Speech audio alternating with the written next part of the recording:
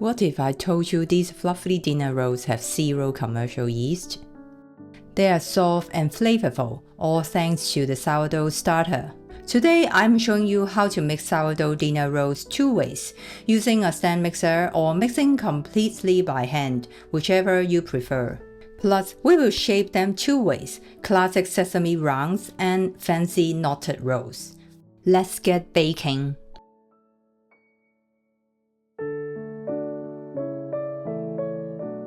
This is Stella, my sourdough starter. I like to feed her about 12 hours before making sourdough dinner rolls, usually overnight. That gives her plenty of time to double in volume, become bubbly, and be ready to work her magic. After adding the flour and water, give it a very good stir. Then place a rubber band around the jar at her current level, so it's easy to see how much Stella has grown by the next morning. By morning, Stella has doubled in volume and is wonderfully bubbly. She's ready to help us make the dough. Start by adding the milk, butter, and sugar to saucepan over medium-low heat, warming just until the butter melts. Remove from the heat and let it cool before using. Make sure it's not hot or it could harm Stella. Add the active sourdough starter to the stand mixer bowl along with the cooled butter mixture. Use the dough whisk to mix everything briefly, just until the starter and butter mixture are lightly combined. Then add the bread flour and salt, mixing until it comes together into a rough dough.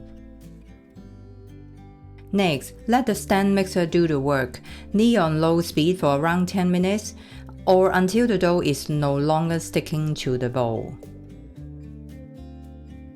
Look at that stretch. The dough is nice and elastic, which means it's been kneaded perfectly. Cover it and let it rise on the counter for 2 hours. It should approximately double in size.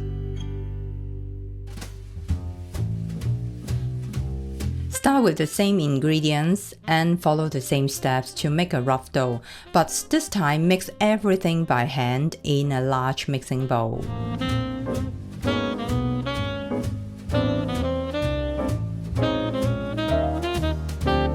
When a rough dough forms, cover it and let it rest on the countertop for an hour.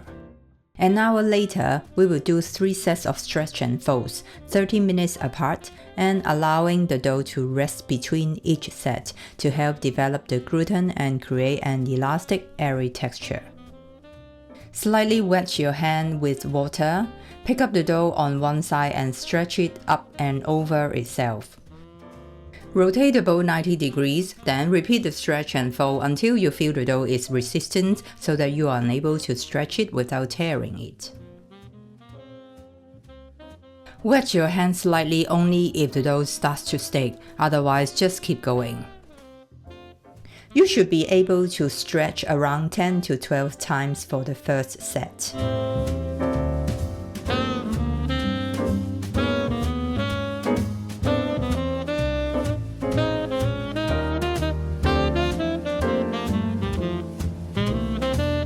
Cover it up and let it rest for 30 minutes.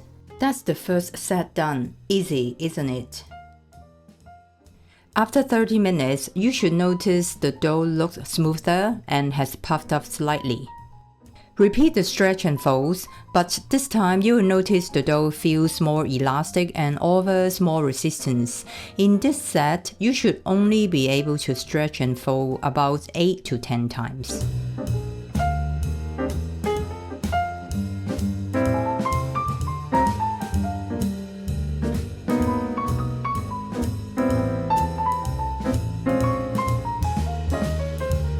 Second set done, just one more to go. Now for the final set, the dough is looking so smooth and elastic. This time, work the dough with 6 to 8 stretch and folds.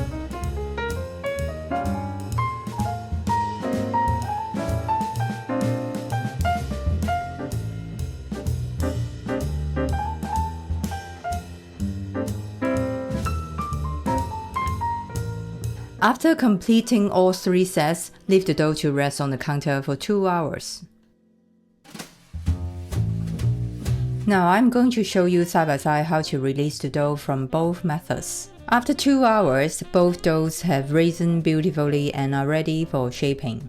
Gently loosen the sides with your hands or a dough scraper to help release the dough easily. Then carefully flip the bowls upside down onto a lightly floured surface. The dough should gently release on its own. From here on, the shaping steps are the same whether you mixed by hand or with a stand mixer. Gently pull the edges away from the center without tearing it.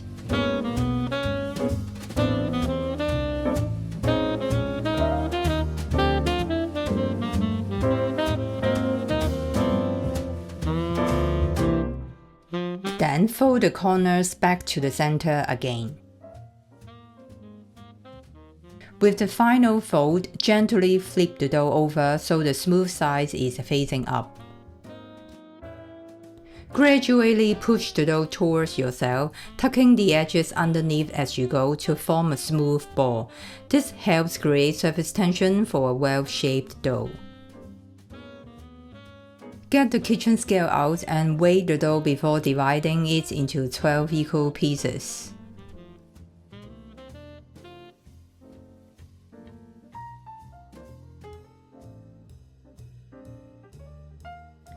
This ensures the rolls are all at the same size for even baking and a professional finish.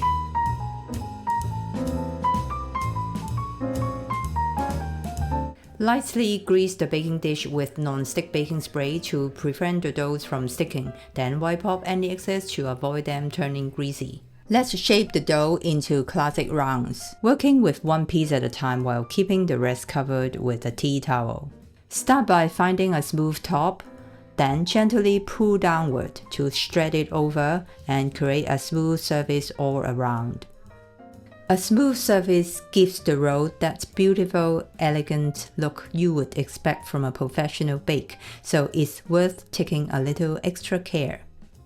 When the surface is smooth all around, pinch the ends of the pull-downs together at the bottom.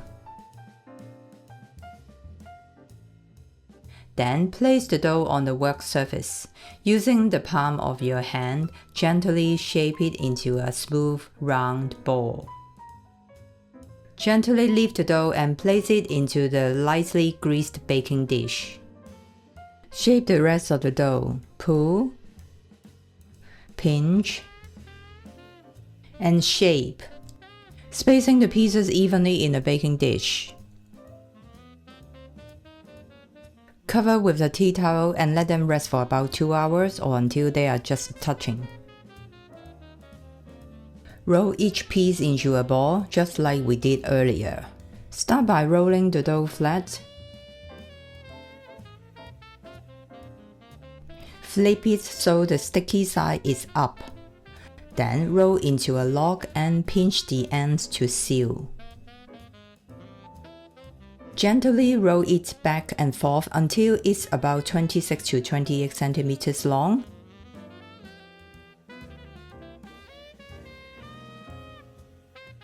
Loop it around 2 fingers to make a hole.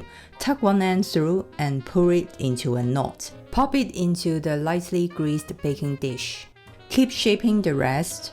Roll, pinch, roll, and tie. Spacing the pieces evenly in the baking dish. Same as the sesame rounds. Rest for about 2 hours or until they are just touching.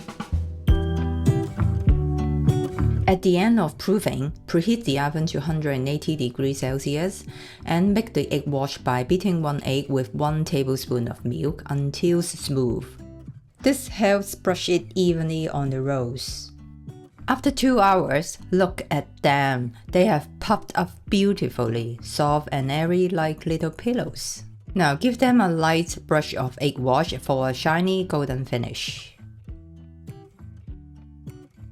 Sprinkle some white sesame seeds on the classic rounds for a little extra elegance. Bake them in a preheated oven at 180 degrees Celsius fan for about 20 to 25 minutes or until they turn golden brown. For your reference, mine took 22 minutes.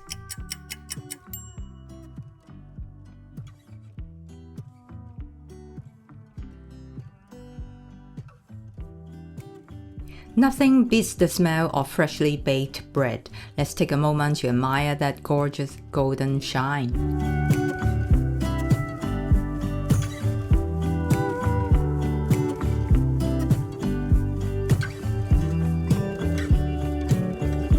After 5 to 10 minutes, place a wire rack on top and flip the dish to release the rolls. This helps prevent soggy bottoms from steam. Be careful, they are hot.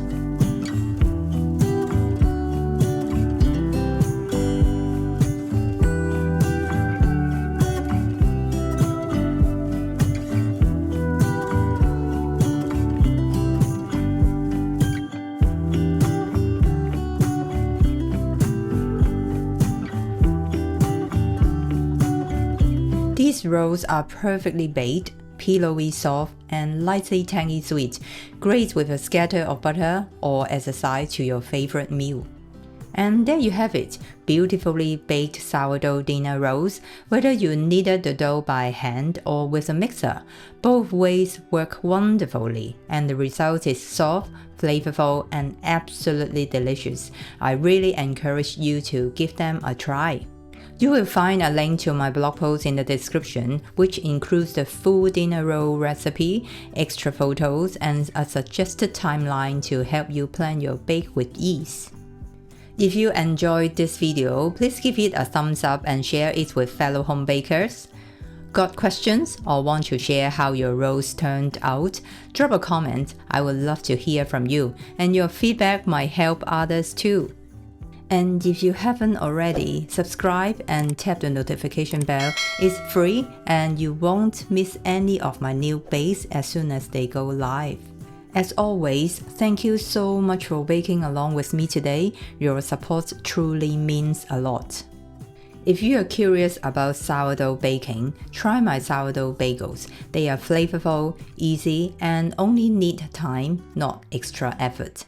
I will see you in the next video. Until then, happy baking!